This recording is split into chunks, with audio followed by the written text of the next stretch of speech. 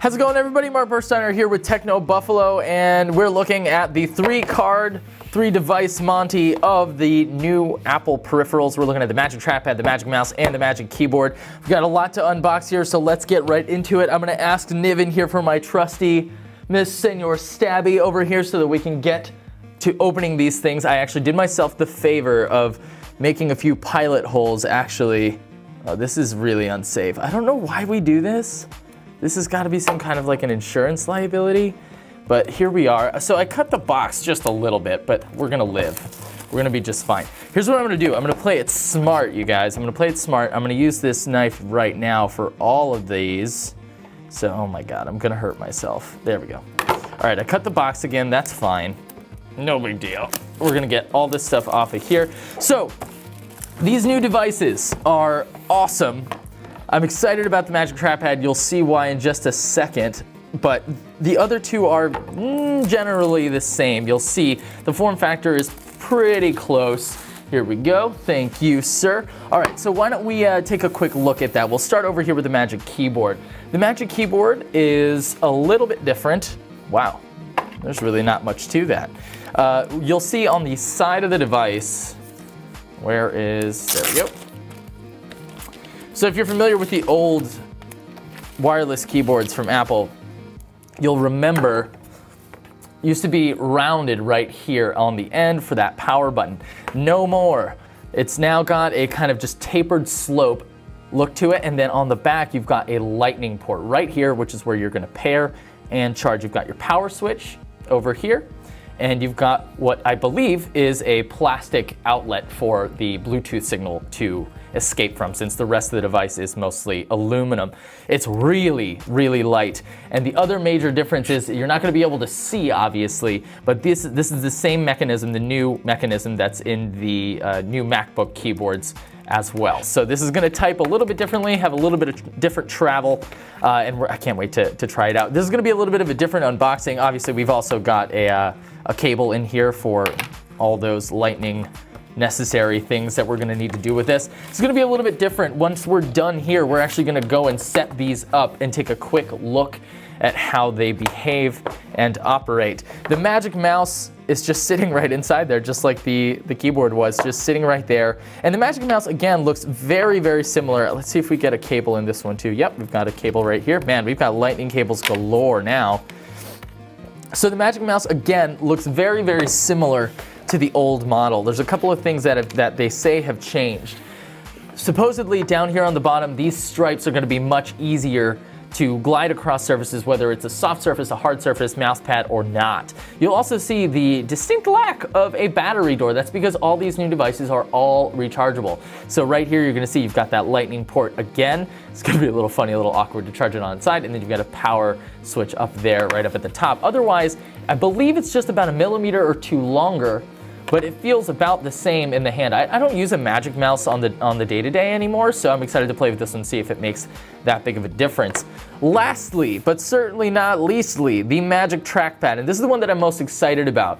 When the Magic Trackpad came out, I was really, really stoked to be able to do all the same gestures that I do on the computer when I'm using a laptop. And it had its fair share of issues. A lot of mine cracked and stopped working. This new one, again, has that same sloped design, and there it is.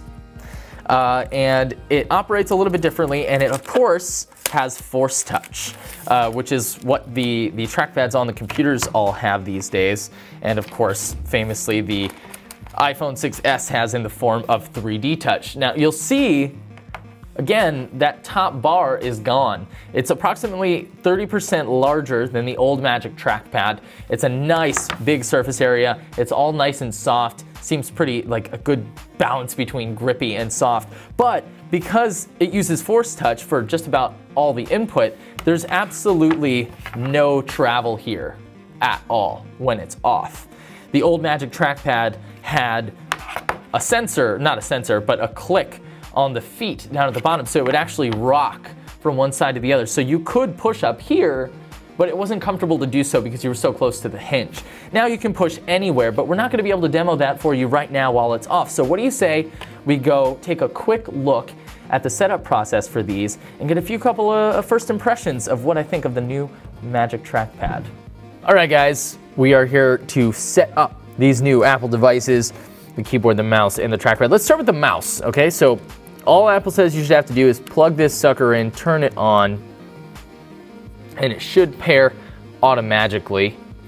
And then you can unplug it. Yep, there we go. Now ready to use. Let's pop into the settings here really quickly. Cool, so we can see we've got a Magic Mouse 2 connected.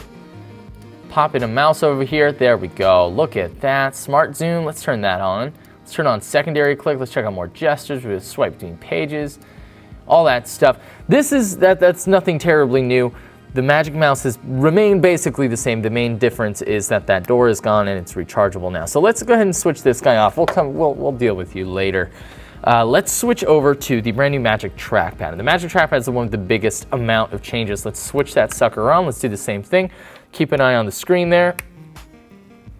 Ready to use. There we go. Done and done. So the other really cool thing here is underneath the trackpad settings, you're going to check out right here, silent clicking. So you can, listen to this right here, ready? You can hear that device clicking. That doesn't even happen. Let's turn it off. You hardly hear anything. So there is actually a little bit of travel on the trackpad, but you can't hear anything when it's off. It doesn't do anything, doesn't go anywhere. When you turn it on, that's when you start to feel and hear that simulated click. But it's got a noise to it. You can turn on silent clicking. Much, much quieter. It's not exactly silent, but it's much, much quieter. Without it turned on, a bit louder there. So it's a really great, cool looking trackpad. I'm gonna leave silent clicking turned on. Let's go ahead and pair this keyboard as well. Boom, ready to use. Unplug it, just plug it right in when it's running out of juice, and you should be good to go. Apple says these will give you an enormous amount of use for just a few minutes to hours of charging. You should be able to get hours and hours and days of usage out of the trackpad and the mouse and the keyboard with just a little bit of charging. So that's pretty cool too. That's basically all there is to it. I can't wait to use this thing for a little bit longer. I'm excited to edit some videos with this sucker. It's a lot more surface area, and it's really nice and smooth, and it feels like the tracking is really nice and tactile, which I really like a lot. The shallowness of the keyboard, not quite so much. The keyboard's really, really shallow now. This thing is super shallow. It really does feel just like the keyboard on the brand new MacBook that you can go and check out. So it's a little weird, especially with like the spacebar. The spacebar is such a large button, and I hit it all the time. And I kind of miss how much travel the old one had, but maybe I'll get used to this one. Who knows? We'll see. That's a quick look at the brand new peripherals over here from Apple, the rechargeable ones. I realize you guys have been clamoring to see what they look like in the flesh. You can check out a bunch more information on the site, and as always, thank you guys for watching. Be kind to one another, and I'll catch you in the next video.